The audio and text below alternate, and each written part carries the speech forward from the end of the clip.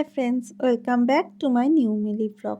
তো তোমরা সকলেই ভাবছো আমার হাতে এটা কি। এটা একটা ছোট্ট অ্যাকোয়ারিয়াম, যেটার মধ্যে আমি একটা কিউট মাছ এনেছি। এটাই ওর খাবার, যেটা আমি ওকে দুবেলা দুটো দানা করে দিই। খুবই সামান্য খাই, ওর পেটে খুবই ছোট্ট জায়গা, তো দুটোতেই সন্তুষ্ট যায়। তাও খায় না, একটা পড়ে থাকে। তো জলটা নোংরা হয়েছে, সেটাই আজকে দেখাবো আমি কিভাবে এই ফিশটার জলটা চেঞ্জ করি। এই ফিশটাকে যখন আমি কিনতে যাই তখন ওর নাম বলেছিল বিট্টা ফিশ। তো যাই হোক, আমি ওর এখন একটা নাম দেবো ভাবছি। তো তোমরা ভাবো তো কী দেওয়া যায়। তোমরা যদি কিছু নাম ভেবে থাকো অবশ্যই কমেন্ট সেকশনে জানাবে। তো মাছটা যখন জলটা পাল্টাতে চাই তখন আরেকটা জল ট্রান্সফার করি। ধরতে খুব অসুবিধা হয়, খুবই চটপটে। তো একটুখানি অসুবিধা হচ্ছিল, তারপরে ট্রান্সফার করে দিয়েছি।